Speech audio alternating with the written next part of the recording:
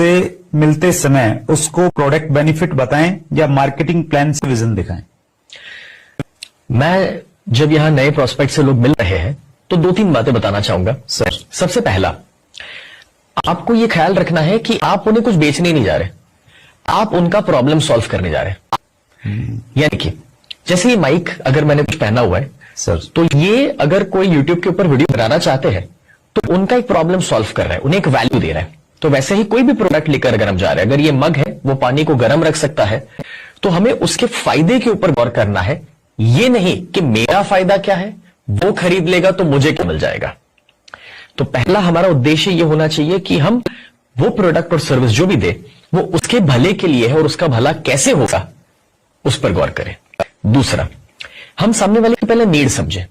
कभी कभार कोई इंश्योरेंस बेचने चले जाता है, शुरू कर देता है कि अरे हमारे लिए छोटी बिटिया के लिए बड़ा अच्छा प्लान आया है, आप बेचने चले जाता है। शुरू कर देता है कि अरे हमारे लिए छोटी बिटिया के लिए बड़ा अच्छा प्लान आया है, आप इन्वेस्ट करना शुरू करें। बट भाई जान तो लो कि उसकी शादी हुई है या नहीं, बच्चे है या नहीं और बिटिया है या नहीं है। कहने का मतलब सामने वाले की नीड को समझना और उसके मुताबिक प्रोडक्ट रेकमेंड करना। क्योंकि आप कोई हेल्थ की प्रोडक्ट बेच रहे मगर उसे अगर वो हेल्थ का चैलेंज नहीं है तो शायद उसे इंटरेस्ट नहीं आएगा उस प्रोडक्ट के अंदर। और इसलिए जानिए कि उसकी जरूरत क्या है, उसका बैकग्राउंड क्या, उसके परिवार में कौन है। अगर उसे जरूरत नहीं है तो क्या परिवार में उसके पेरेंट्स को या कोई उम्र लायक है उनको उस चीज की जरूरत है, या क्या ये प्रोडक्ट उनके बच्चों को मदद कर सकती है। और एक तीसरी चीज, इंसान आपकी प्रोडक्ट बाद में खरीदता है, पहले आपको खरीदता है। और इसलिए जब आप कुछ भी बेचने जाते हो तो जैसे वो मार्केटिंग प्लान दिखाओगे, जैसे कुछ लोग बिजनेस प्लान दिखाते हैं सर, कुछ लोग प्रोडक्ट वाला बेनिफिट दिखाते हैं सर, लेकिन मैं ये मानता हूं कि जैसे उसे पता चलता है कि आप कुछ बेचने वाले ना, तुरंत ही वो डिफेंसिव मोड में आ जाता है कि यार ये कुछ चिपका के जाएगा। हमारे साथ भी होता है, जब हमें कोई बेचने को आता है हम भी डिफेंसिव, मेरे को नहीं खरीदना है, या फिर माइंड हम बंद कर लेते, सुन लेते, बोले मना ही करना है, ध्यान नहीं देना है। यस। लेकिन पहले हमें यह बोलना चाहिए कि मैं एक उद्देश्य पर, एक मिशन पर हूं।